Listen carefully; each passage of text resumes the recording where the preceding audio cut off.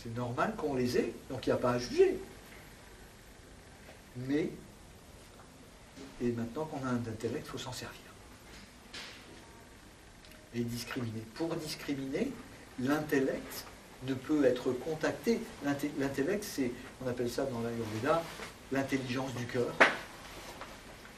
Elle n'est pas bruyante. Elle est relativement silencieuse. Il faut se connecter un peu avec le silence à l'intérieur. Et là, tout d'un coup, il y a cette intelligence qui peut discriminer et faire la part des choses. Dire je crois à ça, mais c'est n'importe quoi. C'est n'importe quoi. Ça n'a pas de sens. Il est comme ça parce qu'il s'habille comme ça, ou il est comme ça parce que... C'est n'importe quoi. N'importe quoi. Ça n'a aucun fondement réel. Qu'à regarder à la télé tous les débats politiques, mais on se croirait dans une cour d'école maternelle. Tout le monde a essayé de prouver que ces concepts à lui sont les bons. Mais on voit bien que ça ne marche pas. À droite, à gauche, machin, en bas, ça ne marche pas. Ça ne marche pas. C'est toujours pareil, c'est de pire en pire. Ça ne marche pas. Et on voit même, vous-même, probablement, vous faites ça de temps en temps avec vos amis, vous essayez de vous convaincre les uns les autres que votre point de vue est meilleur que celui du voisin. Mais il n'y en a pas de meilleur. Ils sont tous faux. Sauf s'il est spontané et qu'il repose sur cette vraie intelligence qui réside dans le cœur. Et cette intelligence-là ne veut pas convaincre. Elle s'exprime simplement. Elle ne s'oppose pas. Elle invite.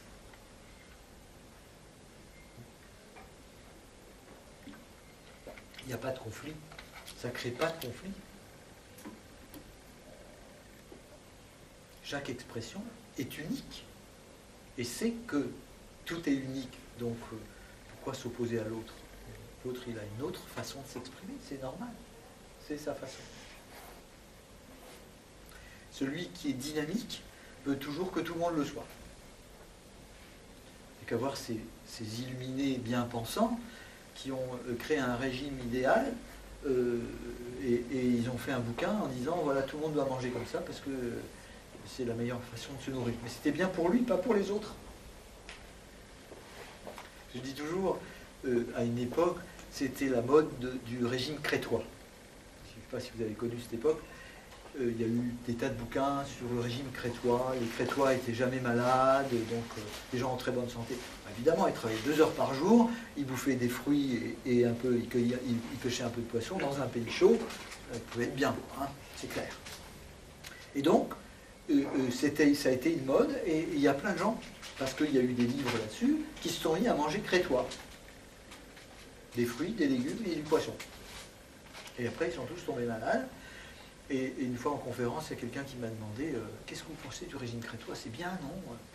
J'ai répondu spontanément, c'est venu comme ça, maintenant je le répète, mais ça m'est sorti, mais c'était plus fort que moi. J'ai dit que le régime crétois, c'est pour les crétins. Pas pour nous. Ici, quand il fait froid, on ne va pas bouffer des fruits et des légumes, quoi. Sinon, tu investis dans les mouchoirs. Quand tu es au bord de la plage dans un pays chaud, tu peux bouffer de l'ananas, mais pas ici. Il faut s'adapter. Et on s'adapte pour, par exemple, ne prendre que le régime alimentaire, il est unique à soi. Même son conjoint ne doit pas avoir le même. En fonction de son tempérament, hein, ses éléments en nous, de l'ethnie de laquelle on vient, du temps qu'il fait, de son âge, de son activité, etc. Il faut s'adapter.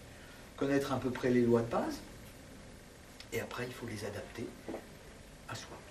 On ne peut pas être bien si on fait tout à l'envers.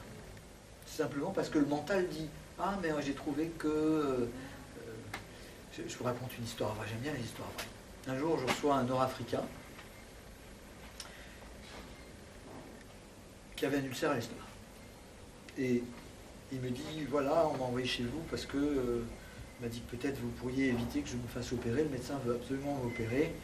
Moi, j'aime pas trop ça. Alors je lui demande ce qu'il mange, tout ça, il me dit oui. Alors il me raconte son histoire, je vous la fais en bref. Et donc il est arrivé en France à l'âge de 18 ans, et il s'est mis comme maçon. Et donc quand il tombait malade quand il était enfant, et ils allaient voir le guérisseur du village, qui leur donnait des plantes. Et donc quand il est tombé malade ici, il a été voir ce qui se rapprochait le plus de ce qu'il avait connu quand il était enfant, ce qui est normal. Il a été voir le naturopathe. Et le naturopathe lui a dit oulala, une ulcère à l'estomac, il ne faut plus manger acidifiant, il ne faut plus ci, il ne faut plus ça, vous allez manger du tofu, du riz complet, et toutes ces histoires. Et il s'est mis à manger ça. Parce qu'il avait confiance en... C'est un homme de connaissance. Donc il a fait confiance à cet homme-là et il a fait ce qu'il a dit. Mais l'ulcère de l'estomac ne disparaissait pas. C'est allé de pire en pire. Et donc là, il vient me voir et il me dit ça. Et je lui dis, je vais faire une prescription, mais je vous préviens, il va falloir la suivre à la lettre si vous voulez guérir. Alors, il me dit, ah bon, c'est quoi? Je lui donne sur un papier pour rigoler. Et je lui mets tagine couscous. Et je lui donne le papier. Il s'est mis à pleurer. Il m'a dit, quoi? Tout le monde me dit qu'il faut que je bouffe des jus de légumes et des trucs et des machins, que je mange plus de viande. Je dis, mais c'est votre... Vous avez grandi là-dedans. C'est votre nature. C'est comme ça que votre corps est habitué. Les enzymes digestives que vous avez sont adaptées à cette nourriture. Pas au tofu, qui est fait pour les Japonais, pas pour nous. Le tofu, pour nous, c'est pas digeste. Le soja, pas digeste. On n'a pas les enzymes digestifs pour ça. Les Français ont un enzyme digestif pour digérer le vin et le fromage, que n'ont pas les Africains. J'ai un copain africain, dès qu'on se réunit, évidemment, il craque, parce qu'il aime ça, il boit un verre de vin, il mange un bout de fromage, le lendemain, il ne va pas bosser, quoi. Il est malade. Il ne le digère pas.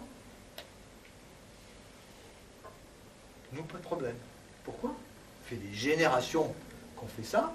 Le corps a produit les enzymes digestifs pour digérer ce genre d'aliments. Et pas le soja. Voilà. Donc, il faut s'adapter à l'ethnie de laquelle on vient, au temps, à l'activité, à son tempérament, etc., etc. Pas de règles. Des lois, oui, mais pas de règles. Tout le reste doit être adaptable. Et c'est vrai au niveau de la nourriture, au niveau physique, au niveau énergétique, au niveau psychologique. Il faut s'adapter. C'est la clé de la liberté, de la santé et du bonheur, c'est s'adapter. On ne fait pas du yoga pour devenir souple, on fait du yoga pour devenir adaptable. C'est pas pareil. On n'a rien à foutre d'être souple. De se gratter l'oreille gauche avec le pied droit, on n'en a rien à foutre. On peut se gratter directement l'oreille gauche avec la main gauche. C'est plus facile.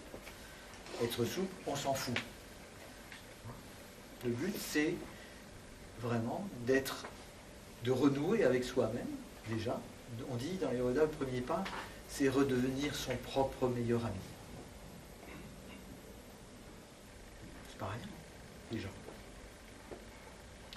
Et après, éliminer ses concepts et croyances, et ça permettra petit à petit de s'adapter de mieux en mieux aux autres, aux événements de la vie, et de souffrir le moins possible.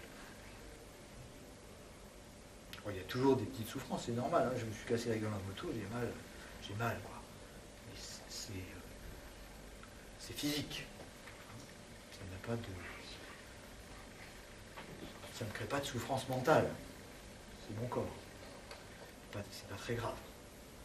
Donc, voilà, il faut s'adapter. C'est la clé.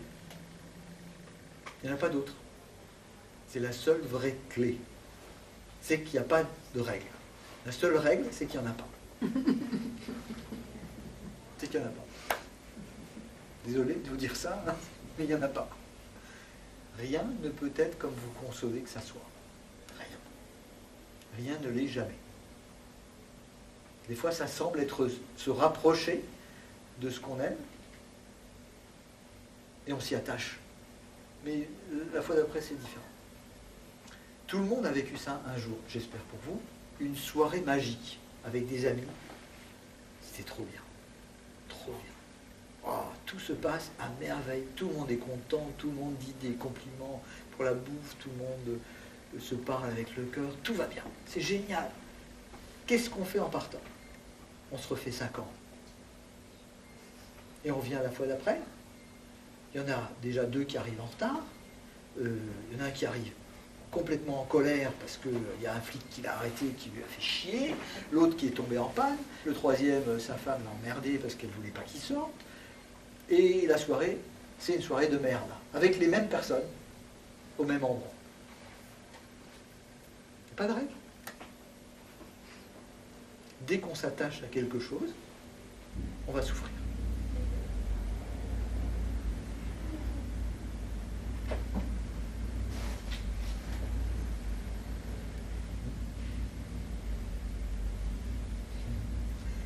C'est comme ça. Des questions?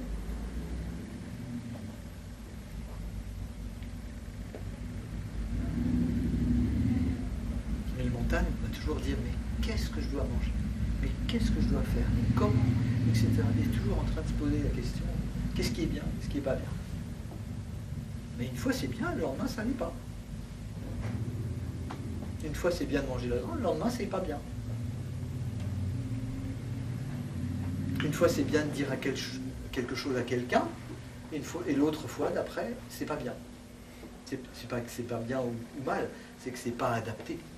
Des fois c'est adapté, des fois ça l'est pas. Tu parles de l'attachement et on parle beaucoup du détachement dans les spiritualités. Et, du coup, certaines personnes pensent que le détachement, ça revient à s'en foutre de tout, quoi, oui. de tout le monde.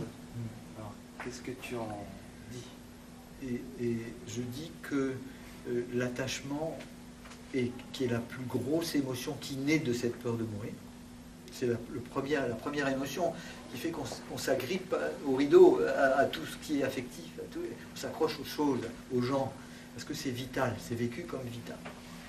Je préfère dire non-attachement que détachement. C'est pas pareil. Non-attachement.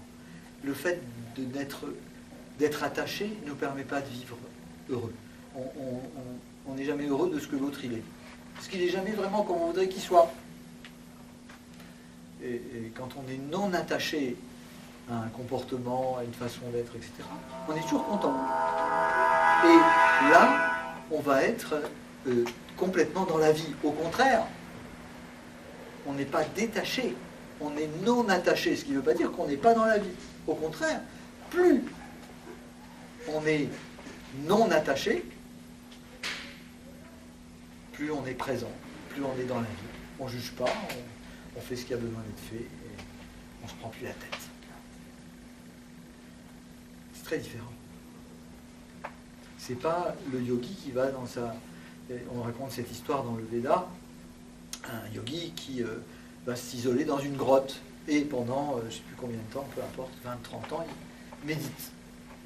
Puis un jour, à force de méditer, il trouve Dieu en lui, c'est-à-dire la paix. Super. Il a trouvé la paix, et donc, il descend de sa grotte, il est complètement en paix, il se trouve super, et il dit maintenant, j'ai trouvé la paix, je vais essayer de le faire profiter les autres.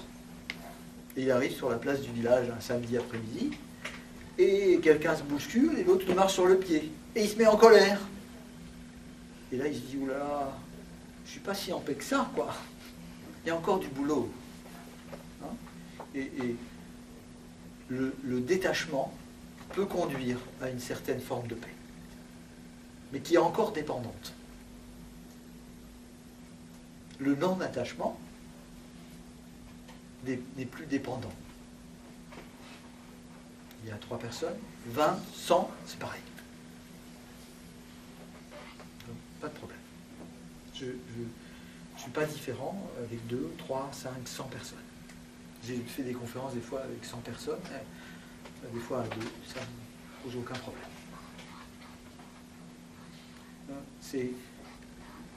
On va s'adapter, simplement. Pour les 100 personnes, c'est pour la prochaine fois, hein, encore. Oui, oui, il y a de la place. On va ça. Voilà, c'est... À propos, j'ai un peu en vue les personnes en arrière-plan, je pense. Il serait temps de remettre penser à arrêter. des tables. Une dernière question. Non, c'est bien, tu fais son chemin.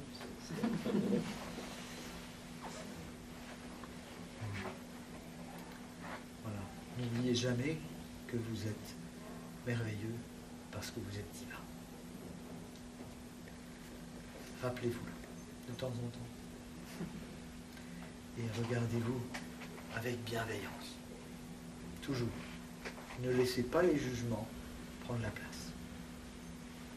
Jamais. Ils sont tous faux.